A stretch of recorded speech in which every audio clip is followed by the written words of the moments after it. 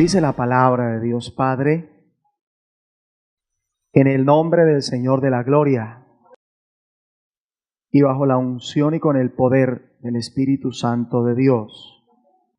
Hebreos 10:25. No dejando de congregarnos, como algunos tienen por costumbre.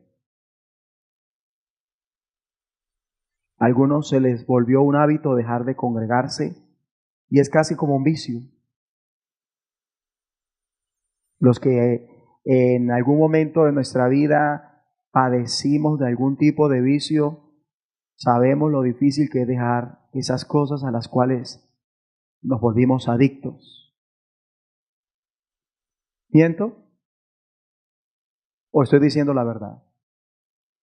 Bueno, para algunos es muy difícil congregarse, porque ya se les volvió un vicio dejar de congregarse.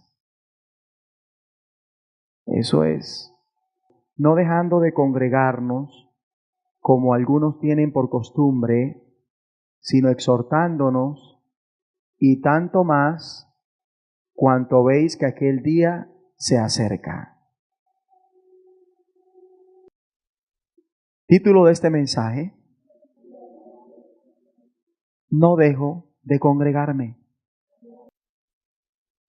Muy bien. Me dirijo a personas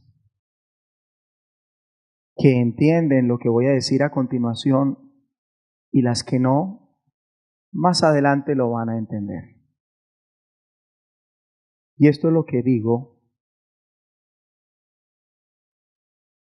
Ahora mismo nos encontramos bajo el régimen nuevo del Espíritu.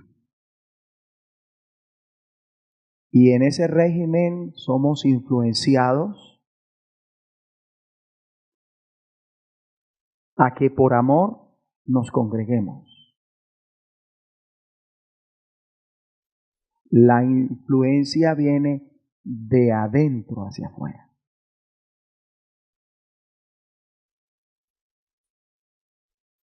Y esta es una acción de todos los que estamos en el Espíritu. O sea que quien no se congrega no está agradando a Dios. Porque cuando una persona no se congrega, está en la carne. Y en la carne, los que ya saben el tema, tienen claro que una persona en la carne no puede agradar a Dios. Congregarse habla de reunirse. Ahí en Hebreos 10:25 habla de reunirse, especialmente de la reunión de la iglesia local. A eso se refiere congregarse. ¿Dónde hemos de reunirnos? En el lugar señalado por Dios para hacerlo. Permítame y vamos a un pasaje bíblico en Deuteronomio 12 para comenzar a marcar pautas y confirmar por la palabra lo que acabamos de escuchar. ¿Dónde hemos de reunirnos? A ver, respondan. En el lugar señalado por Dios para hacerlo. Ahí. Bueno, muy bien. Ubíquese en el pasaje, en el verso 5. Dice así, Deuteronomio 12:5. Sino que el lugar que Jehová vuestro Dios escogiere de entre todas vuestras tribus para poner allí su nombre para su habitación, ese buscaréis y allá iréis. ¿Quién busca el lugar? ¿Quién escoge el lugar? Ay, entonces, ¿por qué hay personas que se pasan su vida cristiana escogiendo siempre un lugar donde congregarse? Y cambian de congregación con una facilidad. ¿Sabe por qué lo hacen? Porque son ignorantes. O porque si saben un mensaje como este, no quieren entenderlo. Y no quieren entenderlo porque no les conviene. Y ustedes ven las personas, ¿no? y la mayoría se organiza para congregarse en un porcentaje muy alto, según la ubicación, hablando de lugar geográficamente, que no le quede tan lejos, que le quede a mano, que le quede cerquita. Y hay otras razones más para elegir una congregación. Pero yo veo aquí que la congregación uno no la elige, Dios se la escoge y Dios lo pone en esa congregación. Así es. Él es el que nos guía a la congregación donde hemos de pertenecer y hemos de estar plantados. Vaya a Hechos 28.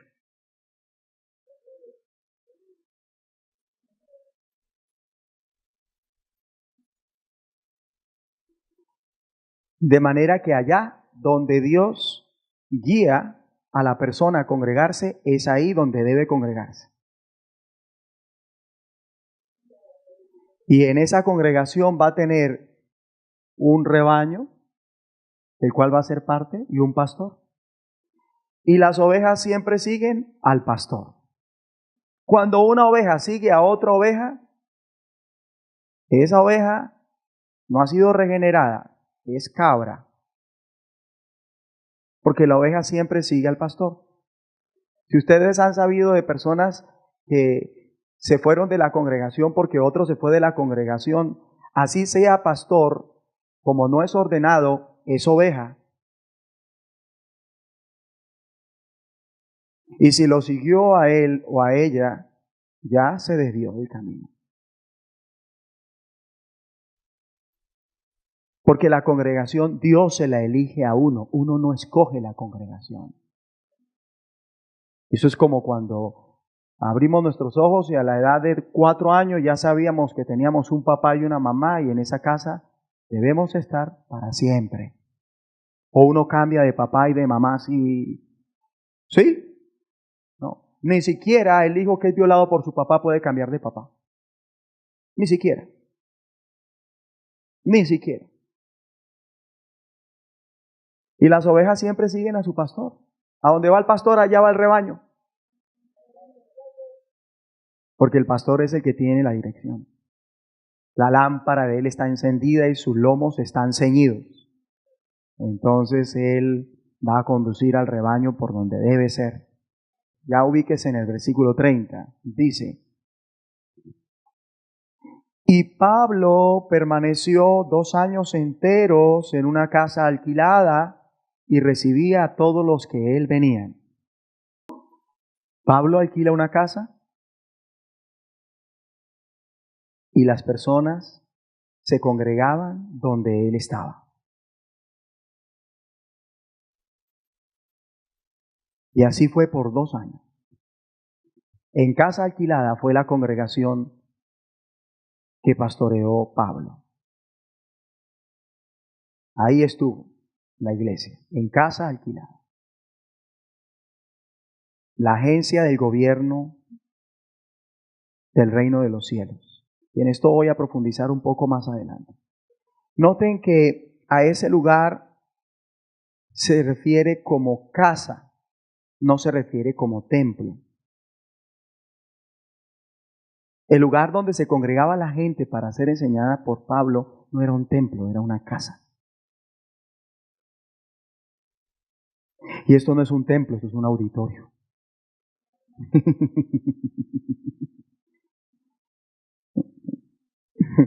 Bueno, el templo físico para el Dios creador en ese entonces quedaba ubicado en Jerusalén y solamente había uno. Y Pablo no podía de buenas a primeras decir, voy a hacer un templo. ¿No? Ya Dios había permitido que se hiciera uno, no había necesidad de hacer más. ¿Y sabe por qué no había necesidad de hacer más? Porque el concepto cambiaría. Pues con Jesucristo, ahora el templo somos nosotros, las personas. Sí.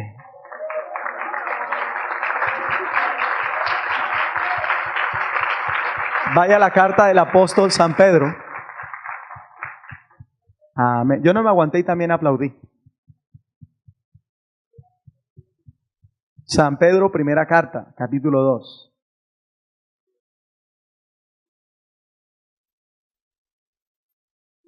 Dice, ¿qué cita bíblica? Pedro, capítulo 2, primera epístola, versículo 5, dice, vosotros también, aquí se dirige a la iglesia, a nosotros, vosotros también, como piedras vivas,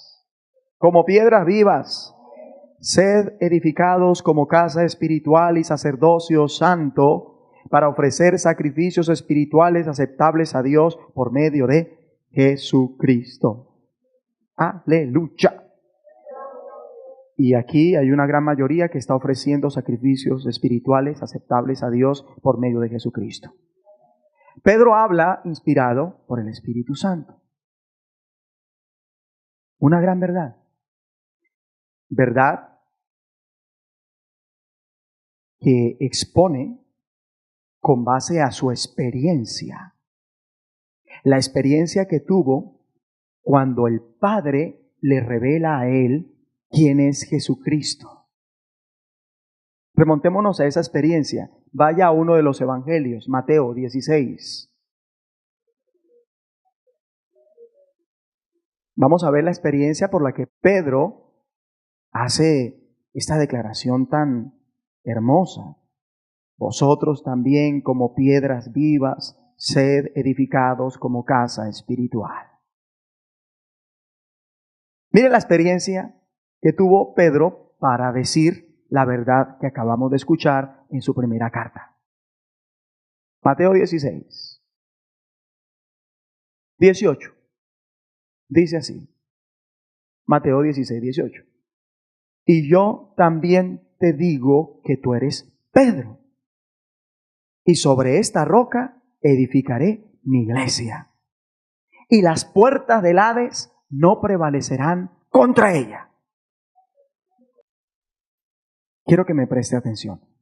Como resultado, me refiero a Pedro, de entender quién es Jesucristo, a Pedro, que antes se llamaba Simón, fue Jesús el que le cambió el nombre y le puso como sobrenombre Pedro, cuyo significado es piedra, dándonos a entender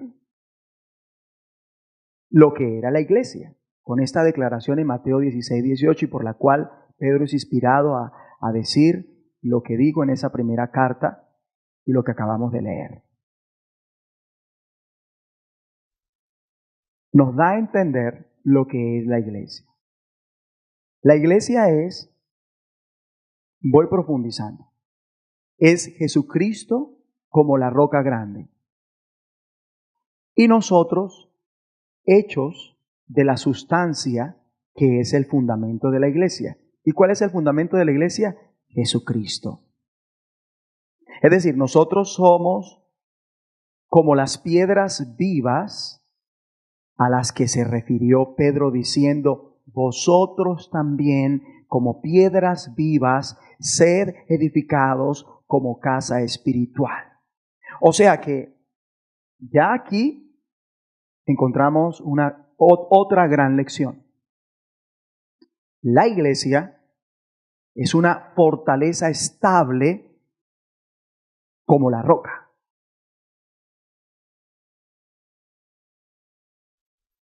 La iglesia es una fortaleza estable como la roca. ¿Y cuál es la iglesia? Nosotros. El lugar donde estamos es un auditorio. Nosotros somos la iglesia. Y este auditorio está sostenido por gatos hidráulicos. En los cimientos. Pero nosotros, el que nos sostiene es Jesucristo. O sea, sin importar lo que sea, nosotros estamos llamados a estar estables. ¿Quiénes somos nosotros? Porque hay que hacer la salvedad. Nosotros somos los que conocemos a Jesucristo por revelación. No porque me contaron de Jesucristo. no por oír algo de Jesucristo. No porque yo entendí algo en la palabra cuando la leí. Entendí algo en la Biblia cuando la leí. Es cuando conocemos a Jesucristo por revelación. La iglesia somos todos aquellos que conocemos a Jesucristo por revelación, así como Pedro tuvo la revelación de quién es Jesucristo. Quien no tenga esa revelación no es iglesia. Pero además tenemos el conocimiento de la voluntad revelada de Dios para nuestras vidas y para cada situación. Si la persona o ese grupo de personas tienen esto, entre otras cosas, esas personas vienen a ser ¿qué? ¿Qué? Iglesia. ¿Qué vienen a hacer? Iglesia. Iglesia. Por eso Jesús dice, las puertas del Hades no prevalecerán contra ella. La muerte, ni siquiera la muerte podrá destruir a mi iglesia. ¿Por qué? Porque ellos ¿qué? Tienen la revelación personal de quién es Jesucristo. Y viven en la voluntad revelada por Dios cada día para su vida. De lo contrario, si no es así, es una persona, un adepto más, uno que se adhirió al grupo, pero no en la iglesia. Y eso se sabrá el día que Cristo venga. Unos se van con Él y otros se quedarán. Por eso no debemos dejar de congregarnos. Definitivamente, ¿la iglesia es cualquiera? La iglesia no es cualquiera. ¿Me escuchó? La iglesia no es cualquiera. Ya el concepto de casa espiritual cambia. Esto somos nosotros, ¿verdad? La casa espiritual somos nosotros. A ver, díganlo, la casa espiritual somos nosotros. Cuando nos congregamos donde Dios quiere.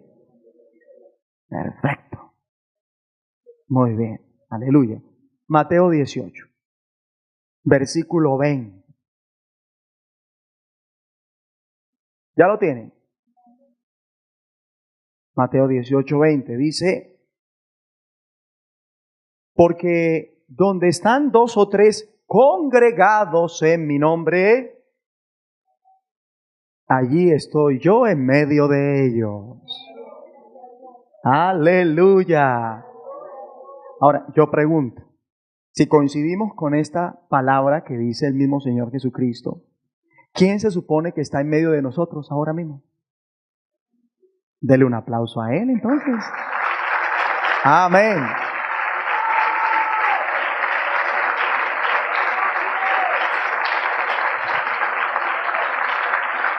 Míreme por favor. Nosotros somos el templo. En algún lugar donde Dios permita que nos congreguemos. Hechos 1. ¿Ya lo tiene? Uy, yo creo que aquí hay personas que van a estrenar mucha bendición.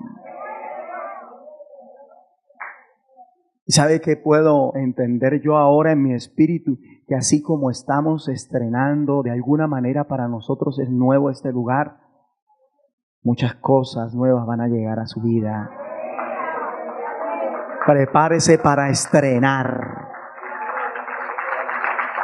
Le van a llegar regalos. Recíbalos en el nombre de Jesucristo. Muy bien. Hechos 1. Ya por Mateo pasamos. Hechos 1. Amén. No quiten de vista a Pedro en su primera carta en el capítulo 2, versículo 5. Lo recuerdan, ¿verdad? Bueno, Hechos 1, versículo 12. ¿Ya lo tiene? Entonces volvieron a Jerusalén desde el monte que se llama del Olivar.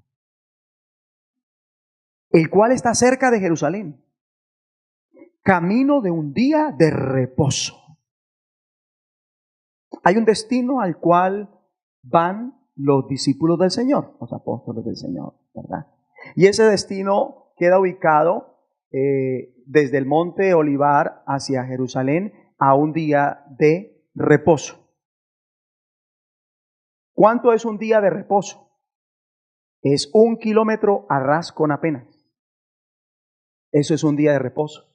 Porque como ustedes saben, el día de reposo es un día de descanso, nadie puede trabajar y era prohibido caminar más de 1 kilómetro en día de reposo.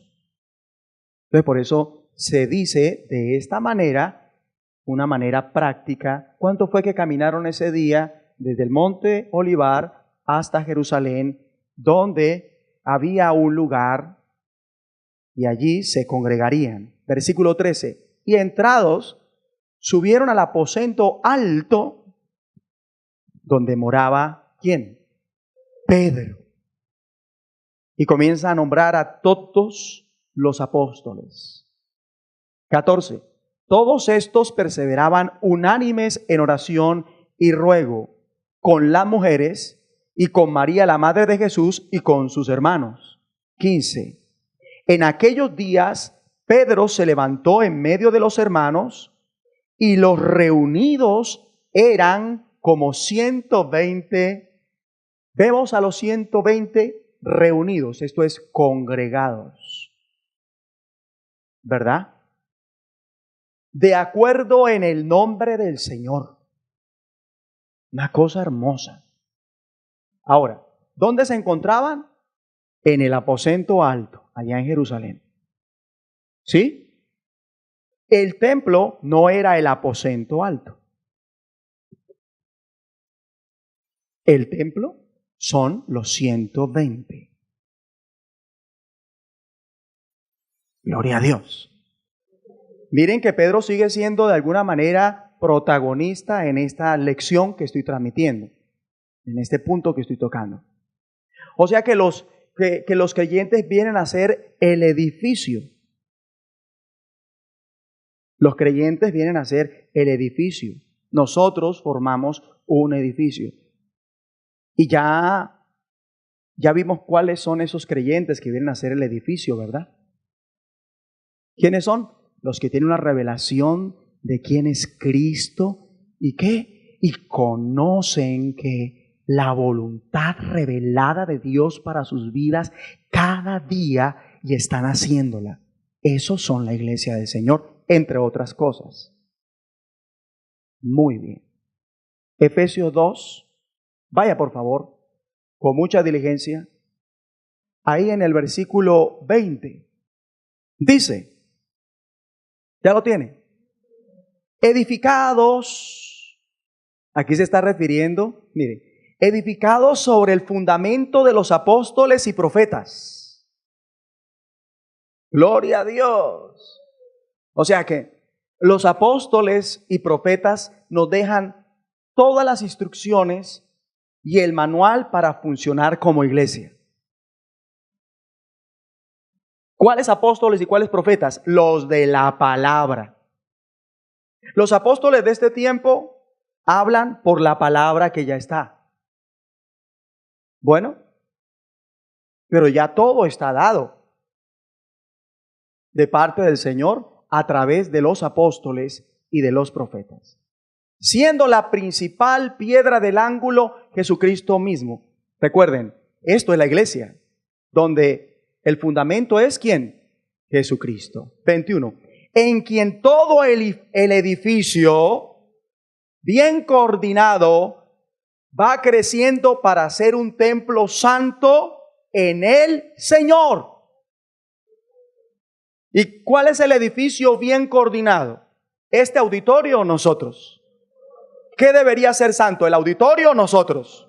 Ay, aleluya, denle un aplauso al Señor, no sé por qué sentí eso. Amén. Amén. Entonces, si nosotros somos los santos y los santos estamos reunidos en este auditorio, ¿qué viene a hacer este auditorio mientras tenga el privilegio de tenernos acá? Santo. Santo su merced. Claro. Claro su persona. Muy bien. Versículo 22. En quien vosotros también sois juntamente edificados para morada de Dios en el Espíritu. ¿Ya entienden por qué les enseñé que el que no se congrega no agrada a Dios porque está en la carne? Una persona carnal tiene problemas para congregarse.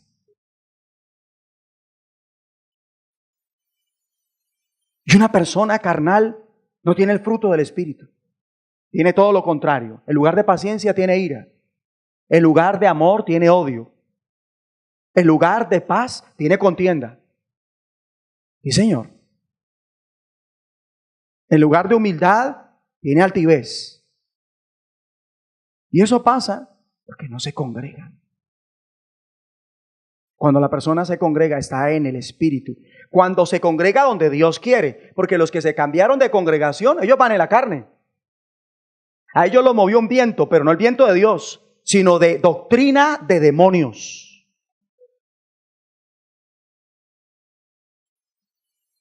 Ay, bueno, está bien.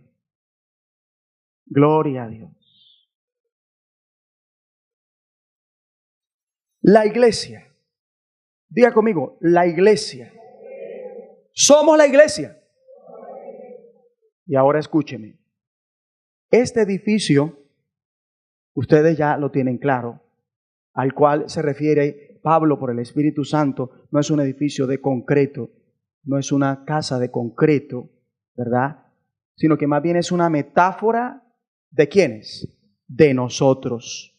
¿Y quiénes somos nosotros? Ese cuerpo de ciudadanos reunidos para considerar asuntos de nuestro estado, de nuestro país. ¿Y cuál es nuestro país? El reino de los cielos. Nosotros somos la congregación de los santos convocada para cualquier propósito determinado por Dios. Cada vez que nos congregamos, Dios nos aclara su propósito. Dios nos organiza la vida. Dios nos da el ánimo que necesitamos. Hacemos la provisión prácticamente hasta que volvamos a congregarnos. Mire eso, qué belleza. Gloria a Dios. Nosotros somos una reunión considerada como representativa de la nación santa. Si no, lea el mismo Pedro en el capítulo 12, en esa misma carta, en el versículo 9, hace referencia a esto que les estoy diciendo como morada de Dios. Por eso es que el apóstol Juan nos cuenta acerca del templo que vamos a tener en la Nueva Jerusalén. Porque hay una ciudad que está en el cielo. Y esa ciudad que está en el cielo un día va a venir a la tierra. Y el día que esa ciudad que está en el cielo venga a la tierra, se habrá establecido definitivamente el reino de los cielos en la tierra. Pero definitivamente. ¿Y sabe qué tiene esa ciudad? Templo. A ver, diga conmigo, la nueva ciudad que Dios tiene para mí, tiene templo. ¿Quieren ver cuál es el templo? Vaya a Apocalipsis capítulo 21. Mejor dicho, y este templo no se compara con el templo que edificó Salomón. Este templo no tiene la gloria del templo que edificó Herodes. Este templo no tiene la gloria de ningún templo que a cualquiera de nosotros nos llegue a impresionar aquí en Bucaramanga, que pasa por el frente de eso que dicen ser templos. Y uno dice, uy, qué arquitectura. No se compara. Veamos el templo, veámoslo ya. Apocalipsis 21, ¿ya lo tienen? Ahí síganme en el versículo 22. Y no vi en ella templo, porque el Señor Dios Todopoderoso es el templo de ella y el Cordero. Ay, no. Aprieta ese aplauso, hermano, porque se lo merece. El Cordero merece ese aplauso. ¡Aleluya! Por eso fue que Jesucristo, cuando viene, no nos manda a edificar templos, sino a edificar gente. Del otro aplauso.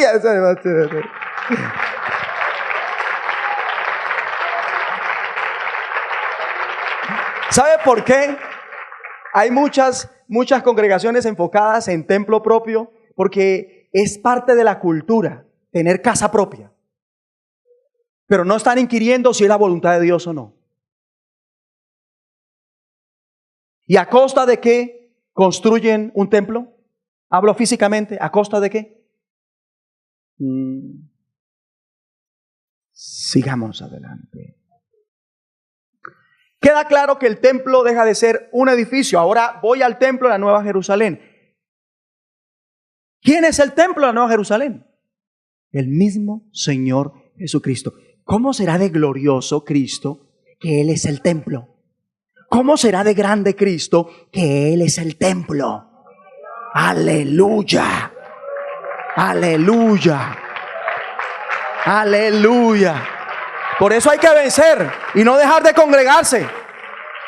Porque mientras llegamos a esas instancias, tenemos como edificio nuestra congregación. Para poder disfrutar esa casa hecha de manos, no de hombres, esa casa eterna en los cielos, quien es Jesucristo mismo, que vendrá un día a la tierra, hay que aprovechar la congregación de los santos, cuyo fundamento de ella es ¿quién? El que será nuestro templo en la Nueva Jerusalén, Jesucristo. Otro aplauso al Cordero. A Él sea toda la honra.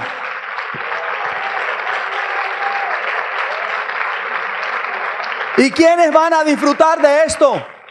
Los que saben por revelación.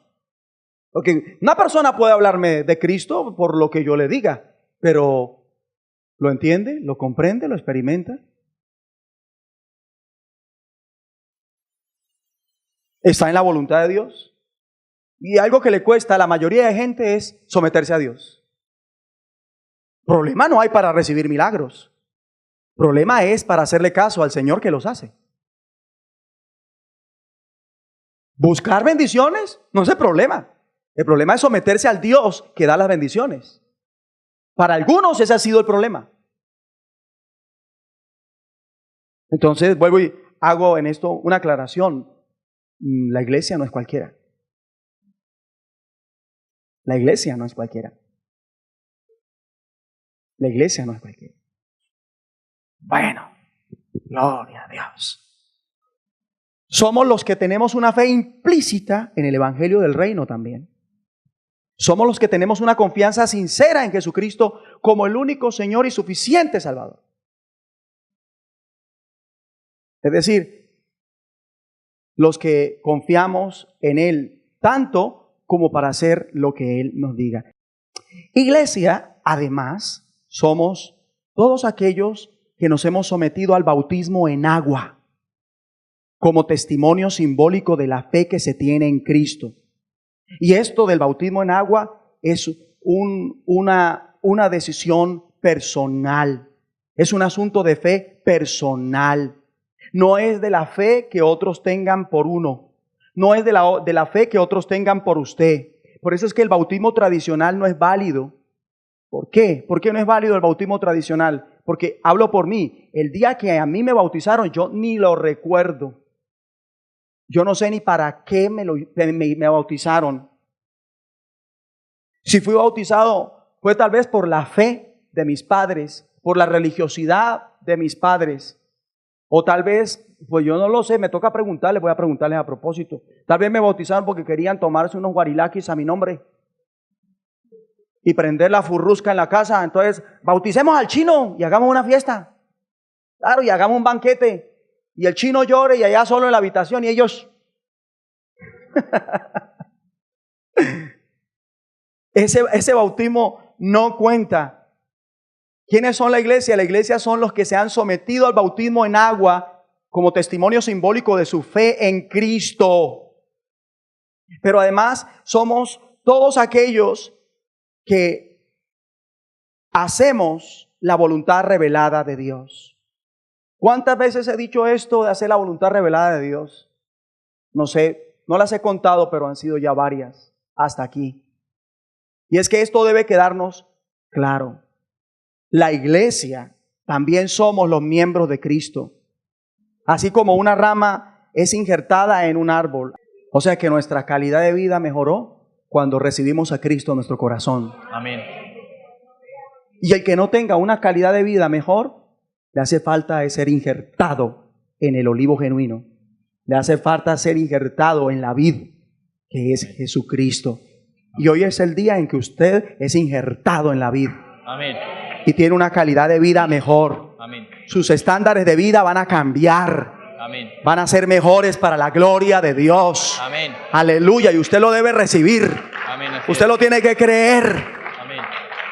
Porque el Señor no miente. Amén. Es decir, que la iglesia somos todos los convertidos a Cristo de corazón.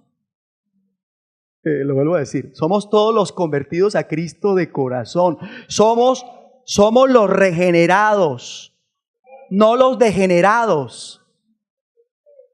Porque por ahí anda mucho metido en la iglesia, es un degenerado. Uno ve, no ora. Uno ve, no quiere hacer la voluntad de Dios. Uno ve, cambian las cosas de Dios. Manejan las cosas del Señor como ellos quieren. Uno ve, todavía están entregados a los vicios engañosos de la carne. Les gusta el...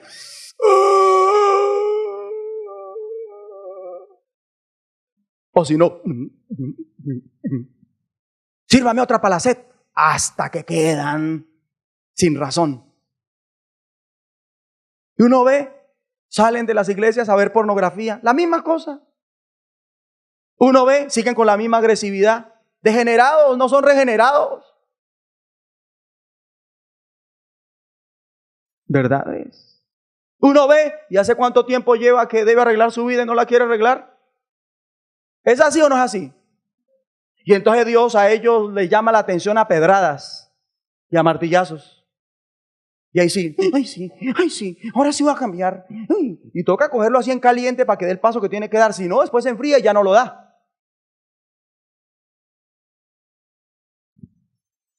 La iglesia, de nuevo digo también, no es cualquiera.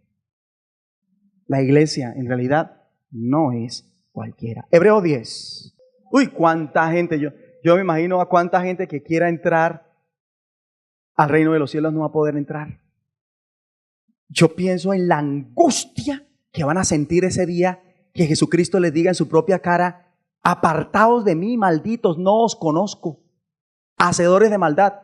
¿Sabe qué es hacedores de maldad? Ustedes no quieren hacer mi voluntad. Ustedes quieren hacer lo que quieran. Ay, pero en tu nombre profetizamos y en tu nombre sanamos y en tu nombre echamos fuera demonios. ¿Pero por qué lo hicieron? Y ya no lo hacen. Dos cosas que ya no hace la iglesia de este último siglo en su gran mayoría. ¿Sabe cuáles son? No predican y no oran.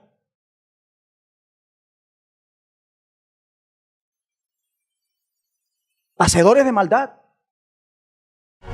2017. El año para tener una reforma completa.